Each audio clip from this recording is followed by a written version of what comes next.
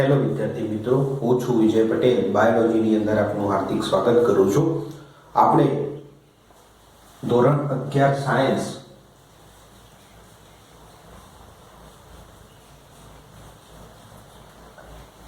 Science પ્રકરણ number 13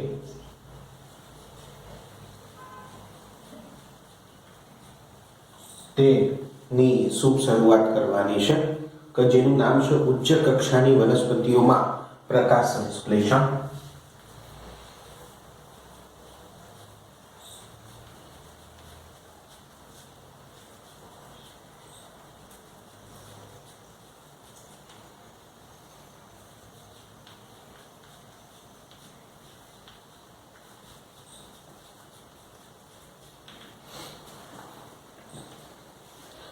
પ્રકરણ number 13 ઉચ્ચ કક્ષાની વનસ્પતિઓમાં પ્રકાશ સંશ્લેષણ. વનસ્પતિઓ એ માનવ જીવન માટે કેવી રીતે ઉપયોગી છે? આપણે બધા જ જાણીએ છીએ કે માનવ સહિત તમામ સજીવો એ વનસ્પતિ ઉપર આધાર રાખે છે.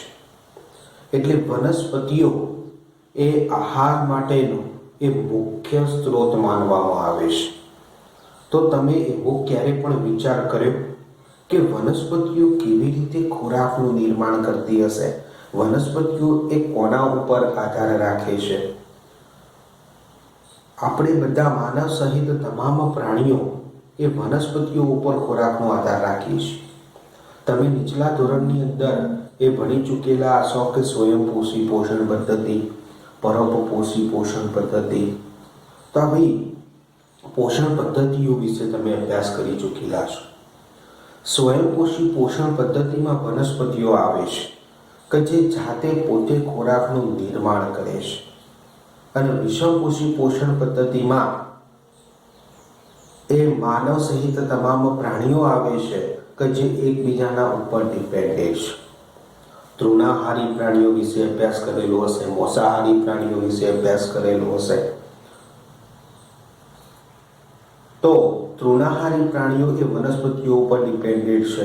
મોસાહારી પ્રાણીઓ એ તૃણાહારી પ્રાણીઓ ઉપર ડિપેન્ડેન્ટ છે. એમ પૃથ્વી ઉપર પોષણ પદ્ધતિનું ચક્ર ચાલ્યા કરતું હોય છે. તો માનવ સહિત તમામ પ્રાણીઓનો ખોરાકની મુખ્ય જરૂરિયાત એ વનસ્પતિઓ પૂરી કરે છે. તો એના માટે એ શું જવાબદાર છે? કઈ પ્રક્રિયાઓ જવાબદાર છે? તો એના સંદર્ભમાં ઉચ્ચ કક્ષાની વનસ્પતિઓમાં પ્રકાશ સંશ્લેષણ એ એની મુખ્ય રાસાયણિક પ્રક્રિયા છે. વનસ્પતિઓ એ પોતાના જીવન ચક્રમાં દેહધાર્મિક એ રાસાયણિક પ્રક્રિયા કરે છે.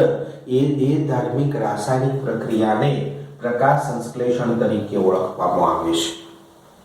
આ દેહધાર્મિક રાસાયણિક પ્રક્રિયા જેને પ્રકાશ સંશ્લેષણ કહે છે, તો એના નામ ઉપરથી એ આપણને એક લક્ષણ તો ખ્યાલ આવી જાય કે વનસ્પતિઓને ખોરાકના નિર્માણ માટે પ્રકાશની આવશ્યકતા હશે. એટલે જ એ પ્રકાશ સંશ્લેષણ તરીકે ઉલ્લેખિત કરી શકાયું છે. વનસ્પતિઓ એ કેવી રીતે ઇમ્પોર્ટન્ટ છે? શું એનું પરિબળ છે? કઈ રીતે ભાગ ભજવે છે? તો વનસ્પતિઓ પહેલા તો સ્વયંપોષી પોષણ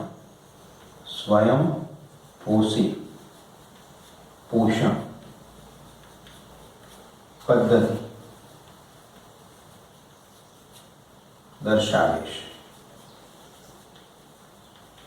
સ્વયંપોષી પોષણ પદ્ધતિનો મીનિંગ એવો થાય કે જે કોઈના ઉપર ડિપેન્ડન્ટ નથી, બીજાના ઉપર ડિપેન્ડન્ટ નથી, જાતે પોતે એ ખોરાકનું નિર્માણ કરે છે.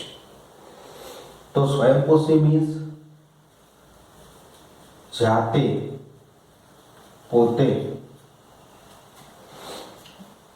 રાસાયણિક દેહધાર્મિક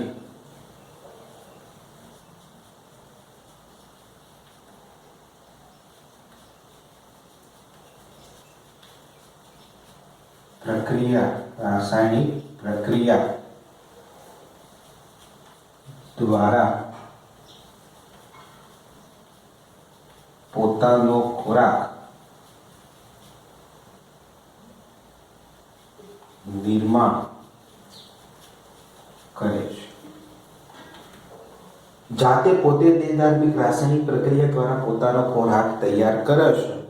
કેવી રીતે તૈયાર કરે છે? તો એ રાસાયણિક પ્રક્રિયાનું નામ છે પ્રકાશ સંશ્લેષણ. આ ખોરાકનું માધ્યમ છે અને એ જ ખોરાકનો ઉપયોગ માનવ સહિત તમામ પ્રાણીઓ એ પોતાની જરૂરિયાત અનુસાર કરતા હોય છે. બરોબર? આ પહેલું પરિબળ છે કે પોષણ સંબંધિત વનસ્પતિઓ એ આપણને મહત્વનો એ ભાગ ભજવે છે, મહત્વ રીતે ઉપયોગી બને છે. બીજું, વનસ્પતિઓ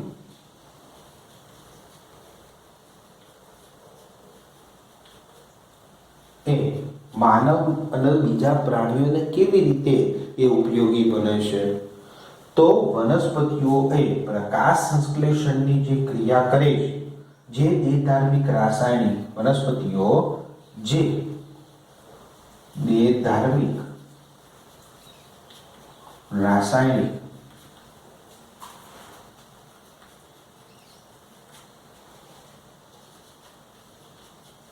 પ્રક્રિયા કરે છે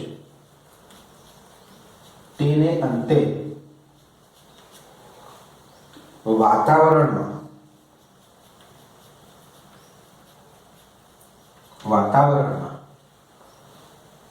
ઓક્સિજન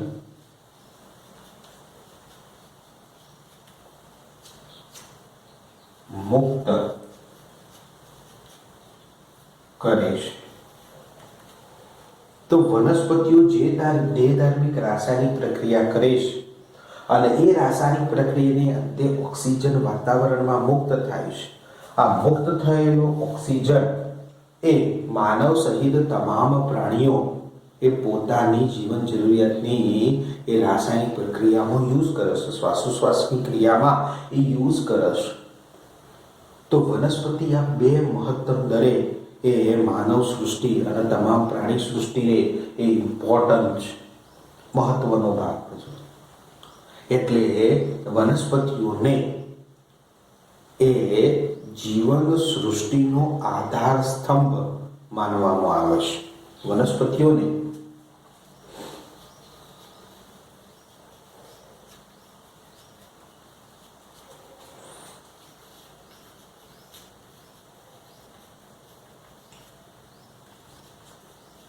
નો આધાર સ્તંભ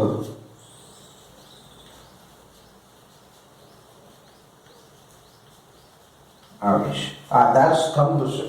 તમે વિચાર કરો, તમે કલ્પના કરો કે વનસ્પતિ જો સ્વયંપોષી પોષણ પદ્ધતિ બંધ કરી દે તો એ જાતે પોતે ખોરાકનું નિર્માણ જો ન કરી શકે તો એના ઉપર ડિપેન્ડેન્ટ તૃણાહારી પ્રાણીઓ છે.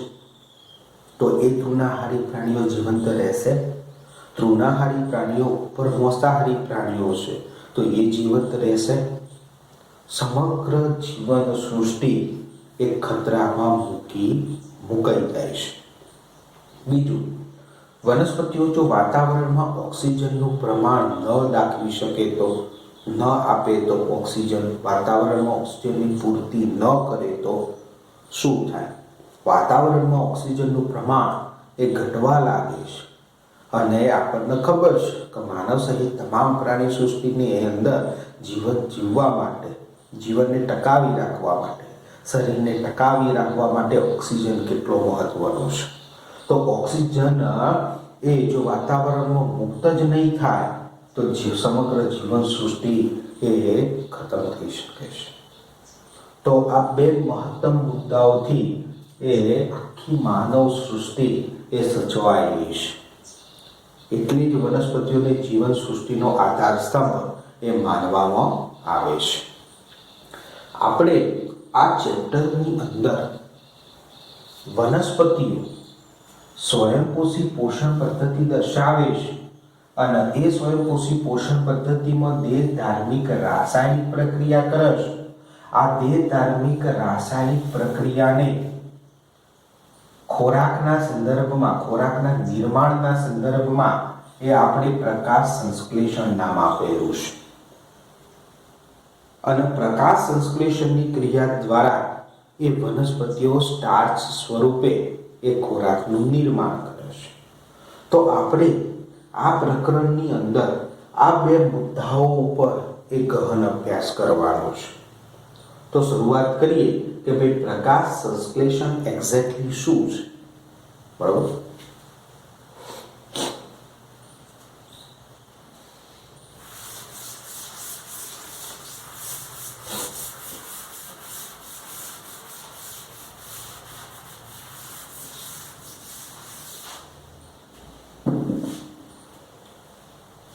પ્રકાશ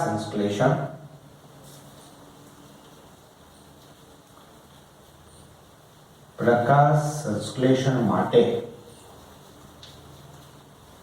માટે શું જરૂરી છે? જો આવો પ્રશ્ન પૂછવામાં આવે તો તમે શું ઉત્તર આપી શકો? 10મા ધોરણ સુધી ઘણું બધું અભ્યાસ, બેઝિકલી અભ્યાસ એ તમે એ કરી દીધેલો છે. તો તમે આ પ્રશ્નનો સારી રીતે ઉત્તર આપી શકો એમ છે. તો પ્રકાશ સંશ્લેષણની ક્રિયા કરવા માટે સૌથી મહત્વનું પરિબળ એ આ પ્રકાશ સંશ્લેષણ શબ્દની અંદર જ એ છુપાયેલું છે. તો પ્રથમ એ પ્રકાશ આવે છે. સેકન્ડ શું આવી શકે?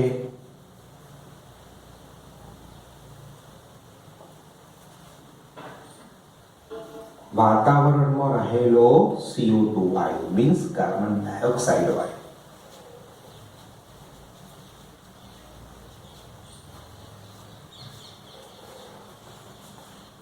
ત્રણ મહત્વના પરિબળો પ્રકાશ સંશ્લેષણ માટે. બીજા ઘણા બધા ઇમ્પોર્ટન્ટ ભાગ ભજવે છે, પણ ત્રણ મહત્વના પરિબળો છે. ત્રીજો મહત્વનું પરિબળ કયું છે? કે પ્રકાશ અને CO2 આ બંને એ વનસ્પતિના કયા ભાગની અંદર એ કાર્ય કરતા હોય છે. તો કાર્ય કરવા માટેનું સ્થળ, પ્લેસ કયું છે? તો વનસ્પતિઓનો રંગ તમને લીલો દેખાય છે. આ લીલો રંગ, વનસ્પતિના પર્ણનો રંગ લીલો દેખાય છે. આ પર્ણની અંદર લીલો રંગ એ શું છે? તો નીચલા ધોરણમાં તમે એ શબ્દ સાંભળેલો હશે, હરિત દ્રવ્ય, ક્લોરોફિલ. તો વનસ્પતિનો જે ભાગ એ તમને લીલો દેખાય છે, જે ક્લોરોફિલના આધીન છે, હરિત દ્રવ્યના આધીન છે. તો એ ક્લોરોફિલ.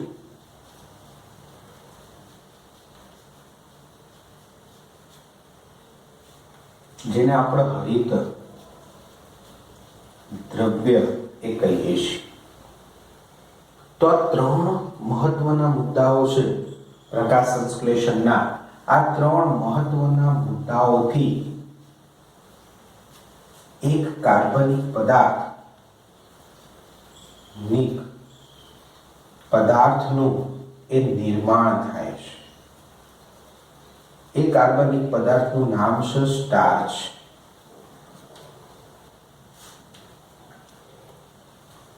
જેને આપણે પ્રકાશ સંશ્લેષણની ક્રિયા કહીએ છીએ.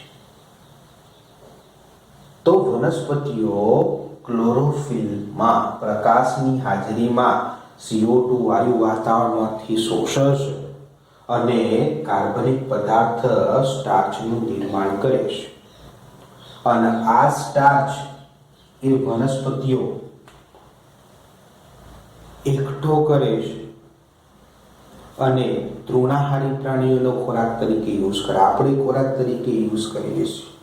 આપણે જે પણ શાકભાજી ખાઈએ છીએ એ બધું, જે પણ ફળફળાદી ખાઈએ છીએ, જે વનસ્પતિનો આહાર તરીકે યુઝ કરીએ છીએ, જે ભાગનો યુઝ કરીએ છીએ, આ બધું જ પ્રકાશ સંશ્લેષણની ક્રિયાના આધીન જ છે. જો આ સ્ટાર્ચનું નિર્માણ ન થયું હોય તો આખી જીવન સૃષ્ટિ એ ખતરામાં પડી શકે છે. તો બેઝિકલી મુદ્દો હતો કે પ્રકાશ સંશ્લેષણ માટે શું જરૂરી છે?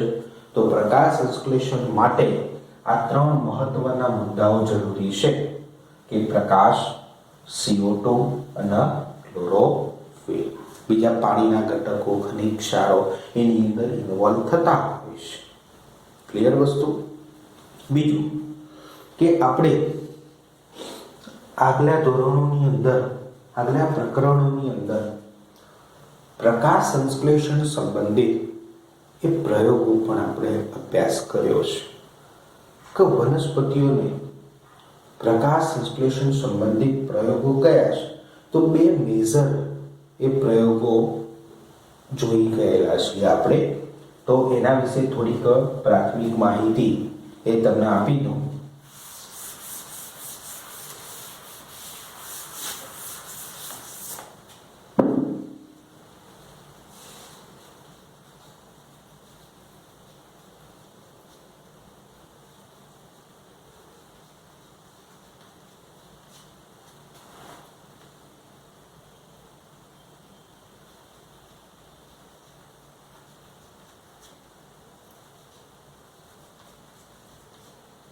પ્રકાશ સંશ્લેષણ સંબંધિત પ્રયોગો. બે મહત્વના પ્રયોગો એ આપણે જોઈ ગયેલા છીએ. એક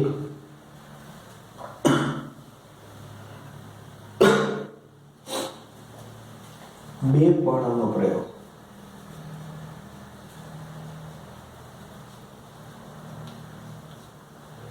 બીજો અર્ધપર્ણનો પ્રયોગ.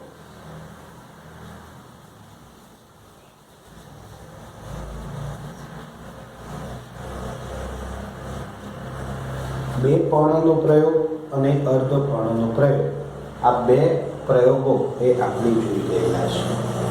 એમાં આપણે એ પ્રથમ પ્રયોગ વિશે ચર્ચા વિચારણા કરી. બે પર્ણનો પ્રયોગ કેવી રીતે કાર્ય કરે છે, શું છે એ આપણે જોવાનું છે.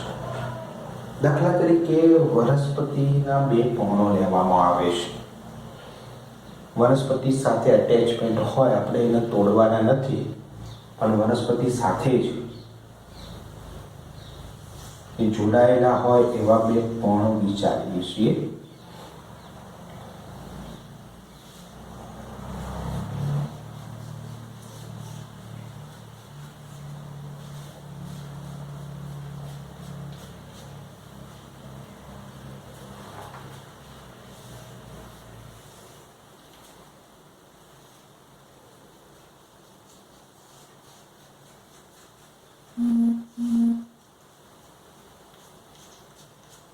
આ બે પર્ણ લીધેલા છે. એક પર્ણ ખરું, એક પર્ણ એના ઉપર કાગળથી, કાળા રંગનો કાગળ હોય એ કમ્પ્લીટલી લપેટી દેવામાં આવે છે. આખું પર્ણ ઉપર કાળા રંગનું આવરણ ચડાવી દેવામાં આવે છે એવું કહી શકાય. કાળા રંગનું કપડું હોય, કાળા રંગનું કાગળ હોય, એ આસાનીથી એના ઉપર સૂર્યપ્રકાશ ન જઈ શકે, પ્રકાશની અસર એના ઉપર કોઈ પણ ન થાય, તો એના સંદર્ભમાં એના ઉપર કાળા રંગનું આવરણ ચટાવી દેવામાં આવે છે. બીજું પર્ણ એમના એમ ખુલ્લું રાખવામાં આવે છે. 2-4 કલાક જતો, 5 કલાક જતો આ પર્ણને લઈ અને એની અંદર સ્ટાર્ચનું નિર્માણ થયું છે કે કેમ એ તપાસવામાં આવે છે. પછી આ પર્ણને લઈ અને સ્ટાર્ચનું નિર્માણ થયું છે કે કેમ એ તપાસવામાં આવે છે. તો બંને એકના ઉપર, એક પર્ણ ઉપર કાળા રંગનું અસ્તર ચડાવેલું હતું અથવા તો કાળા રંગ ઉપર લપેટેલું હતો કાગળ વડે કે કાપડ વડે, કે જેના ઉપર સૂર્યપ્રકાશ પડેલો નથી. તો એના આધારે સ્ટાર્ચની કસોટી કરવામાં આવી ત્યારે જે પર્ણ ઉપર કાળા રંગનું અસ્તર ચડાવેલું હતું એની અંદર સ્ટાર્ચનું નિર્માણ થયું નથી. તો એનો શાબ્દિક અર્થ એવો થાય છે કે એના ઉપર પ્રકાશની અસર થઈ નથી, અને પ્રકાશની અસર નથી થઈ એના કારણે એની અંદર સ્ટાર્ચનું નિર્માણ થઈ શક્યું નથી. બીજું પર્ણ કમ્પ્લીટલી ખુલ્લું હતું, લીલો રંગ હતો પર્ણનો, પ્રકાશ પડતો હતો, પર્ણ ખુલ્લું હતું, પ્રકાશ એના ઉપર પડ્યો, વાતાવરણની અંદર CO2 હતો. તો મહત્વના 3 પરિબળો થઈ ગયા. પ્રકાશ થઈ ગયો, વનસ્પતિનો લીલો રંગ મીન્સ ક્લોરોફિલ થઈ ગયું, વાતાવરણમાં એ CO2 વાયુ હતો એ ઇન્વોલ્વ થઈ ગયો. તો વનસ્પતિનું પર્ણ જે ખુલ્લું હતું એના ઉપર પ્રકાશ સંશ્લેષણ સંબંધિત 3 પરિબળો પ્રકાશ, ક્લોરોફિલ અને CO2 વાયુ એ પૂર્ણ રીતે એમને મળી રહ્યા, અને મળી રહ્યા એટલે આની કસોટી કરતા એની અંદર સ્ટાર્ચનું નિર્માણ થયું. તો આ 2 પર્ણના પ્રયોગ પરથી એવું સાબિત કરી શકાય કે વનસ્પતિનો લીલો ભાગ પ્રકાશની હાજરીમાં જ પ્રકાશ સંશ્લેષણની ક્રિયા કરે છે. પ્રકાશની હાજરીમાં એ પ્રકાશ સંશ્લેષણની ક્રિયા થઈ અને સ્ટાર્ચનું નિર્માણ થયું. અહીંયા પર્ણ ઉપર કાળા રંગનું અસ્તર ચડાવી દીધું, કાગળ ચડાવી દીધો, કાપડ વીંટી દીધું, એટલે પ્રકાશની અસર એના ઉપર થઈ શકી નહીં, અને પ્રકાશની ગેરહાજરીમાં સ્ટાર્ચનું નિર્માણ શક્ય બન્યું નહીં. અને અહીંયા કમ્પ્લીટ 3 પરિબળો, સૂર્યપ્રકાશ, પર્ણ ખુલ્લું હતું એટલે સૂર્યપ્રકાશની અસર એના ઉપર થઈ અને સ્ટાર્ચનું નિર્માણ થયું. તો 2 પર્ણનો પ્રયોગ તમને શું સાબિતી આપે છે કે પ્રકાશ સંશ્લેષણની ક્રિયા કરવા માટે પ્રકાશની હાજરી એ અનિવાર્ય પરિબળ છે. કયું છે? અનિવાર્ય પરિબળ. એટલે જે લીલી વનસ્પતિઓ ખરી એ દિવસ દરમિયાન જે સૂર્યપ્રકાશ છે તો દિવસ દરમિયાન મેક્સિમમ પ્રકાશ સંશ્લેષણની ક્રિયા કરે છે, જ્યારે રાત્રે દરમિયાન એ પ્રકાશ સંશ્લેષણની ક્રિયા કરી શકતી નથી. કેમ કે રાત્રે પ્રકાશ એ હોતો નથી. ક્લિયર વસ્તુ થઈ ગઈ આ 2 પર્ણનો પ્રયોગ. હવે આપણે બીજા પર્ણ ઉપર જઈએ કે અર્ધપર્ણનો પ્રયોગ.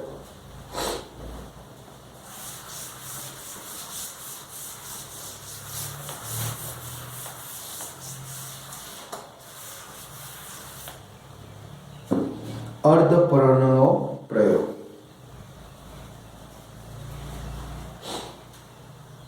અર્ધપર્ણનો પ્રયોગની અંદર એક જ પર્ણ લેવામાં આવે છે. દાખલા તરીકે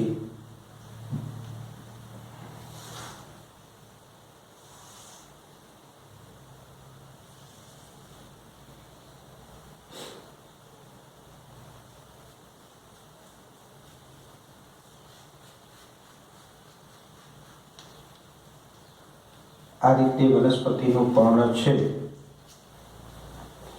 આ વનસ્પતિના પર્ણને ટેસ્ટ ટ્યુબનો અડધો ભાગ વનસ્પતિનો ટેસ્ટ ટ્યુબની અંદર રહે એ રીતે કમ્પ્લીટલી ગોઠવી દેવામાં આવે છે. અડધો ભાગ ખુલ્લો રહે અને અડધો ભાગ ટેસ્ટ ટ્યુબની અંદર રહે. અને આ ટેસ્ટ ટ્યુબની અંદર રૂનું પૂમડું રૂનું પૂમડું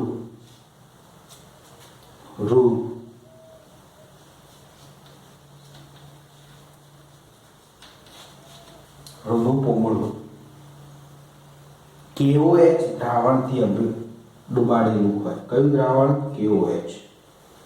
KOH થી રૂનું પૂમડું ભીંજાયેલું એ અહીંયા ટેસ્ટ ટ્યુબના નીચે તળી મૂકી દેવામાં આવે છે. આ KOH શું છે? તો KOH એ પ્રબળ CO2 શોષક. કયો છે? KOH પ્રબળ CO2 શોષક છે. એટલે કે આ ટેસ્ટ ટ્યુબની અંદર જેટલો પણ CO2 પદાર્થ હશે, CO2 દ્રવ્ય હશે, CO2 વાયુ હશે, તો CO2 વાયુને એ આ KOH દ્વારા શોષી લેવામાં આવશે. તો એક વસ્તુ તો ક્લિયર થઈ ગઈ કે પર્ણનો અડધો ભાગ જે ટેસ્ટ ટ્યુબની અંદર ડૂબેલો છે અથવા તો ગોઠવાયેલો છે, અડધો ભાગ વાતાવરણમાં છે, તો અડધા ભાગને તો વાતાવરણમાંથી CO2 પ્રાપ્ત થશે, પણ પર્ણના અડધા ભાગને KOH હોવાના કારણે ટેસ્ટ ટ્યુબની અંદર જે પણ CO2 હશે એ પ્રાપ્ત થશે નહીં, પર્ણને પ્રાપ્ત થશે નહીં. એ બધો જ KOH શોષી લેશે. KOH નું આખું નામ પોટેશિયમ હાઇડ્રોક્સાઇડ છે. શું છે?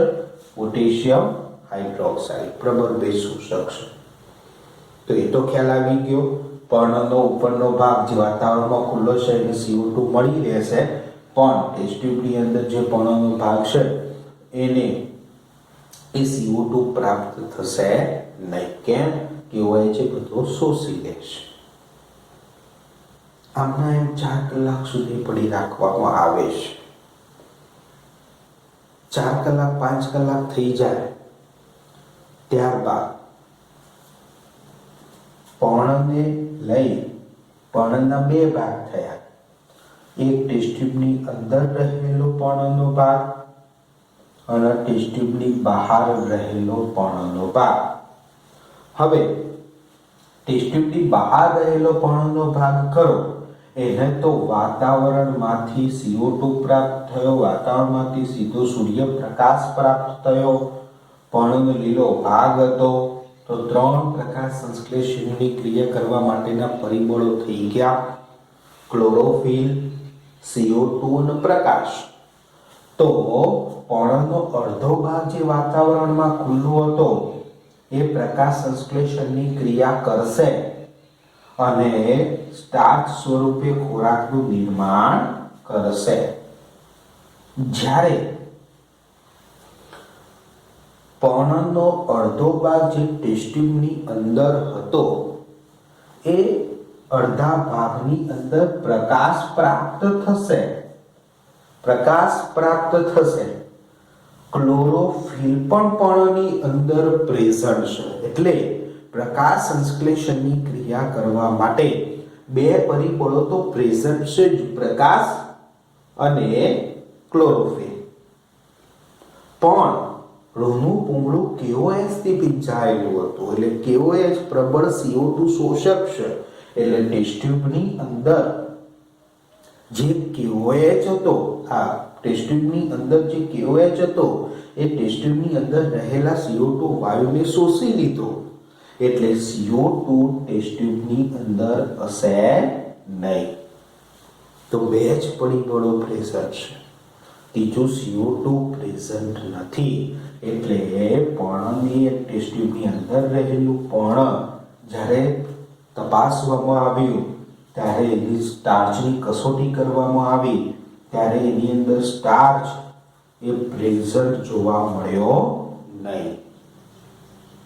તો આના પ્રયોગ પરથી, આ અર્ધપર્ણ પ્રયોગ પરથી એવું સાબિત થાય છે કે પ્રકાશ સંશ્લેષણની ક્રિયા કરવા માટે CO2 વાયુ એ અત્યંત મુખ્ય પરિબળ તરીકે કાર્ય કરે છે.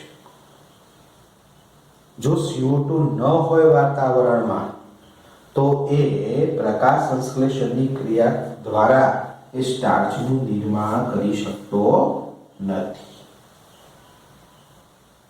ક્લિયર વસ્તુ? તો આ 2 અર્ધપર્ણ પ્રયોગ, આ 2 પર્ણનો પ્રયોગ અને અર્ધપર્ણનો પ્રયોગ એ પ્રકાશ સંશ્લેષણની મુખ્ય જરૂરિયાતો પ્રકાશ અને CO2, ક્લોરોફિલ તો સજ, તો આ બંનેને એ તારવી શકાય છે. કે કેટલા મહત્વના છે.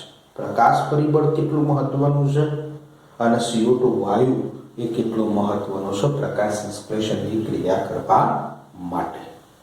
ક્લિયર વસ્તુ? તો અત્યાર સુધીનું જે તમે ભણ્યા એ બેઝિકલી મુદ્દા હતા કે જે તમે આગલા ધોરણોની અંદર, નીચલા ધોરણોની અંદર એ તમે અભ્યાસ કરી ચૂકેલા છો. હવે આનાથી થોડુંક એક સ્ટેપ આગળ વધવાનું છે,